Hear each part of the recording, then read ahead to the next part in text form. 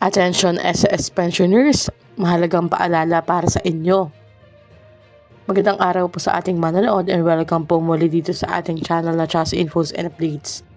Naglabas ang Social Security System or SSS ng panawagan para sa mga pensyonado na sakop ng Annual Confirmation of Pensioners or ACO program na tiyaking makapag-comply bago matapos ang buwan ng Hunyo upang maiwasan ang pagkaantala o pansamantalang paghinto ng kanilang pensyon.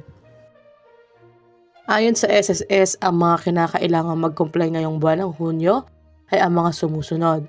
Retirement pensioners na 8 years old pataas at naninirahan sa Pilipinas, total disability pensioners, survivor pensioners at dependent children under guardianship kung ang birth month ng yumao o deceased member ay June.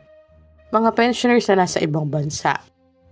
Para maging mas madali ang proseso, maaari nang mag-submit ng AKAP compliance online gamit ang AKAP facility na connected sa PhilSys National ID E-Verify System.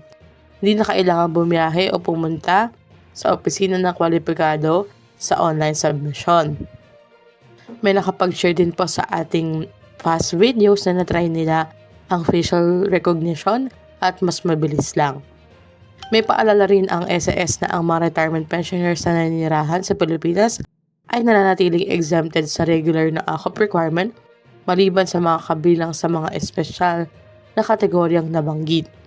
Samantala, ang mga retirement pensioners na tumatanggap din ng survivor pension ay kinakailangan mag-submit ng dalawang magkahiwalay na AKAP pensioners reply form.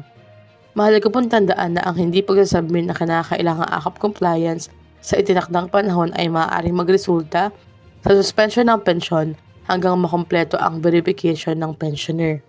Kaya naman po kung kayo o ang inyong mga magulang, kamag-anak o kakilala ay kabilang sa nabanggit na kategory at birth month na sakop ngayong June, mabuting asikasuhin na agad ang AKAP compliance upang tuloy-tuloy ang pagtanggap ng inyong buwanang pensyon. At gaya lagi ng ating paalala dito sa ating channel, ibinabahagi lamang natin ang mga opisyal na impormasyon mula sa SSS upang makatulong sa ating mga pensioners. Para sa eksaktong details ng inyong account or situation, mas mabuting direktang makapag-ugnayan sa SSS o bisitahin ang kanilang official website. Hanggang dito na lamang po muna, ito ang Just Infos Updates. I-like, share, subscribe para kayo updated. God bless po and have a nice day.